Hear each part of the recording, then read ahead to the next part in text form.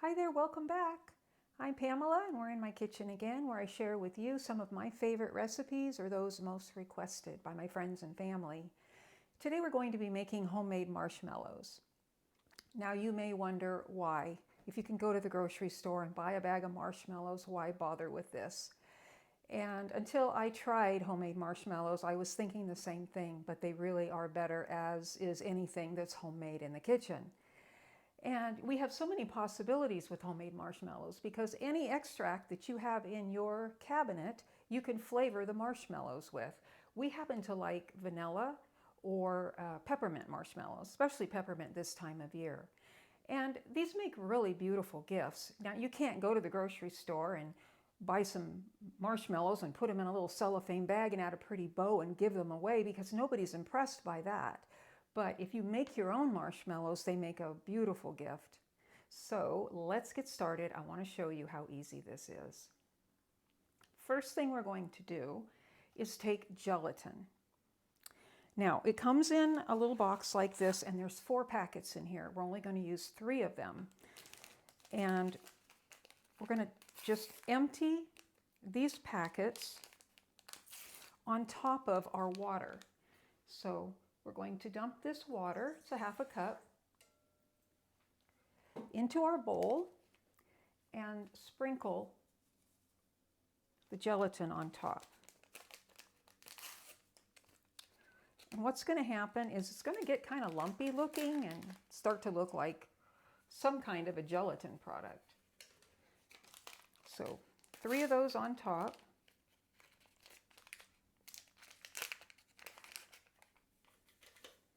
And just let it sit there and absorb for about 10 minutes.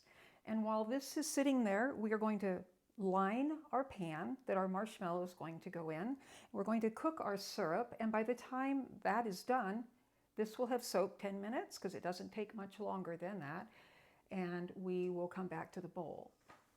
Okay, so we want to cover this pan because marshmallow is very sticky. So I'm going to take a layer of plastic wrap or cellophane, same difference. Whoop.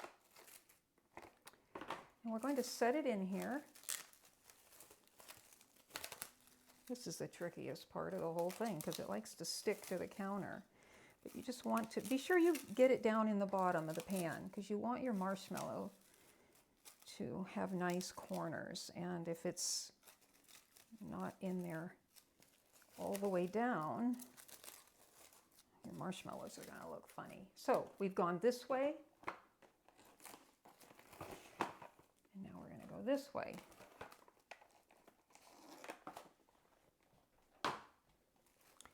Just do the same thing. Kind of lift it up, set it back in. There. I think that's probably pretty good. Tuck this underneath. Take some cooking spray or some vegetable oil with a paper towel, and you're going to just lightly spray this. Take it over to the sink. Okay. And then set this aside. We don't need this right now.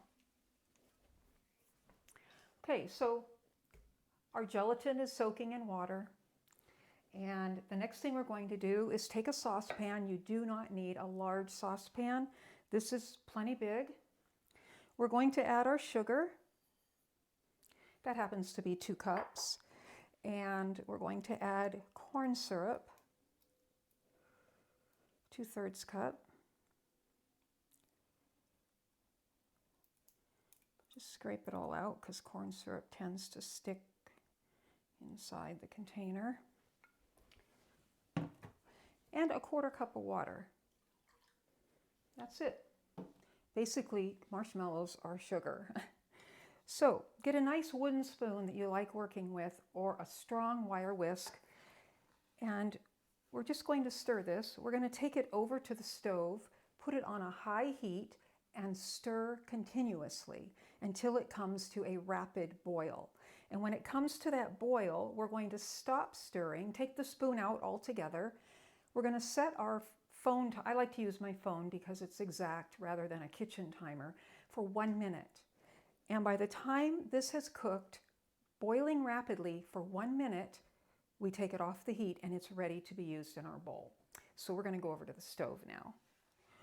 All right, so I've got my mixture of sugar, light corn syrup, and water on the stove in a smallish saucepan, and I'm stirring constantly. This won't even take 10 minutes. And you just keep stirring, and eventually the sugar will melt and it will come to a rapid boil. The sugar has to be completely melted. If it's not, once it comes to a rapid boil, don't start your timer until you can see that the sugar is melted. Basically, the mixture is clear, and I've never had it not be completely melted once it reaches that boil stage. Okay, on my stove, this has taken about 4 minutes on a high heat. And as you can see, it's starting to really get to boiling. I would call that a rapid boil. So we're going to remove our spoon and let that sit and cook by itself for 1 minute. Now it's coming up a little bit, so I'm going to lower the heat just a little bit. Just want to keep an eye on it. It's only a minute. But yeah, no candy thermometer here, which is nice. You just let it cook for a minute and all that sugar dissolves and it gets to kind of a softball stage if you're familiar with candy making. Got another 20 seconds. All right, it's been a minute. I'm going to take it off the heat.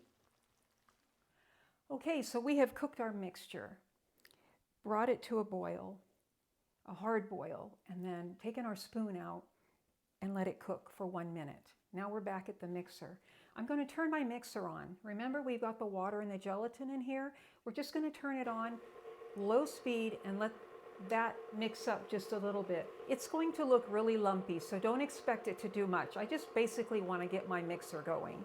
And now we're going to take our hot syrup and we're going to drop it down the side of the bowl until we've emptied the whole thing, and it's going to stay on low speed.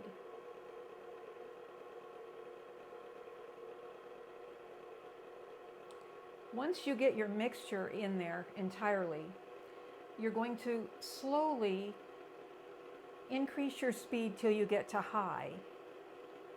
Do it very slowly. This is hot and you don't want any splatters.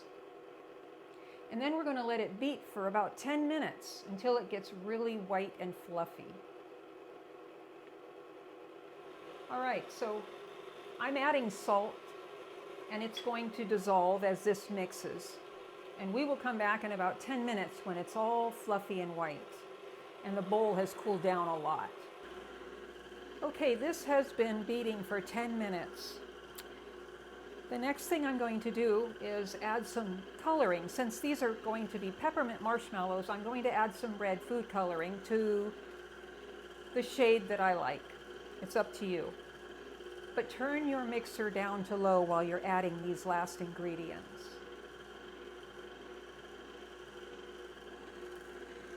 So that's my food coloring. It takes a little bit to mix. Now I'm going to add in my peppermint extract. It's about a teaspoon of peppermint to 2 teaspoons of vanilla when you're making peppermint marshmallows. If you were making just white marshmallows with vanilla flavor, which is what you'd put in there, it would be a tablespoon of vanilla. Now I'm going to bring the speed back up a little bit and add a little more color.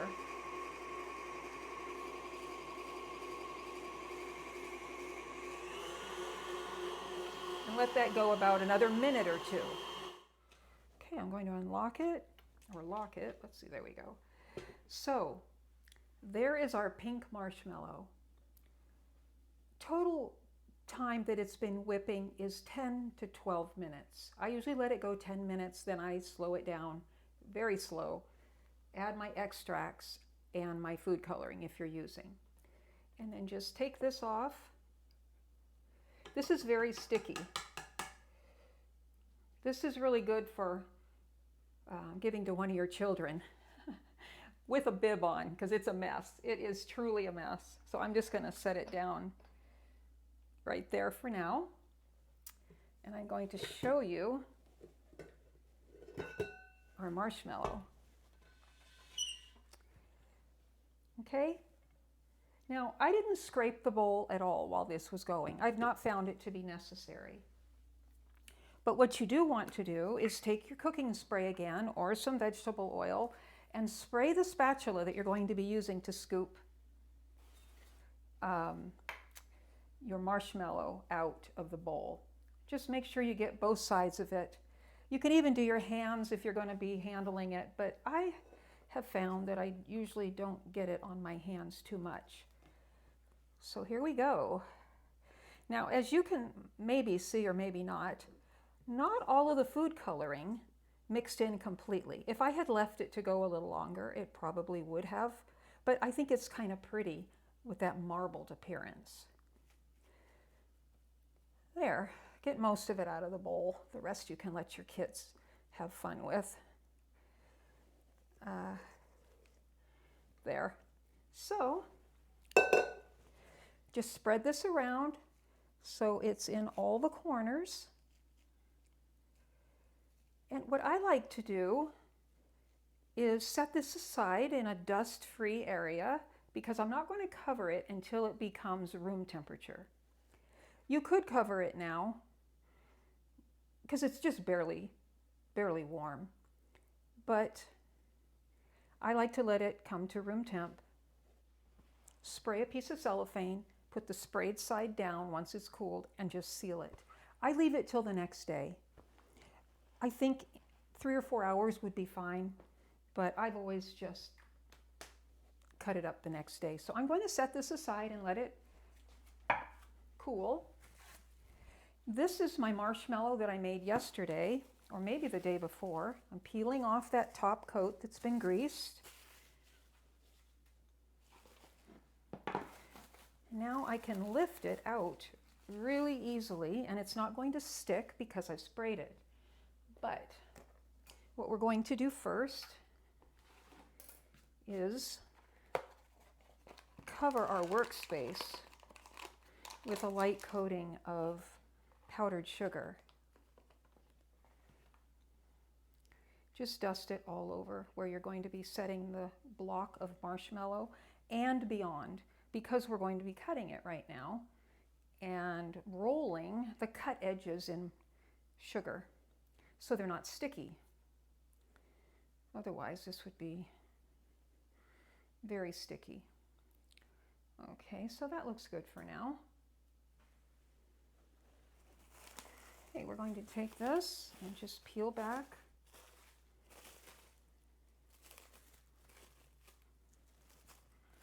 Lay it down. Finish peeling this off. It comes off really well.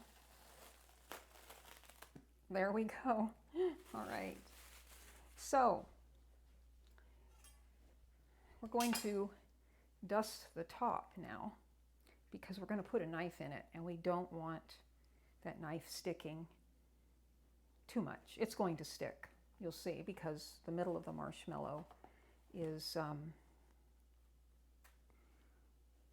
isn't coated. And you can, I've got little bumps in my marshmallow here. Probably wouldn't have hurt to sift this, but I've never really bothered, to tell you the truth. Okay, I have a nice big long knife because I don't like sawing. I just like pressing through. So if you have a big knife, I suggest you use a nice long one, not serrated, just a straight edge. And we're going to cut them, I think it's about 1.5 inches, and we're going to go straight through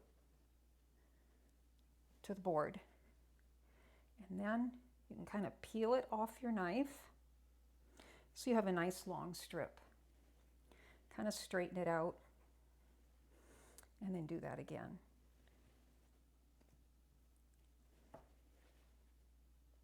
Peel it off your knife, and you can take it over here and roll it in the powdered sugar so that there's no sticky sides. We'll do the same to this one. So that's the process. You just cut it and roll it in some powdered sugar. If you have to add more sugar, do so. Just roll it in your sugar. And if you have to add a little more sugar on the board, so you have more to dust it with. It's not terribly sticky at this point, and the sugar really helps to keep it from sticking or being sticky. Okay, so now we have long strips. So of course we're just going to cut those strips. And you can put them all together and cut through, but I prefer to do one at a time. And I usually grab a smaller knife to do that. And just get a nice square. And as you cut them, now I've got a sticky, somewhat sticky edge. The marshmallow has kind of cured as it sits a day or two. And that's why I like letting it sit rather than using it 3 or 4 hours later. And then every time you cut a piece, just roll it in some powdered sugar.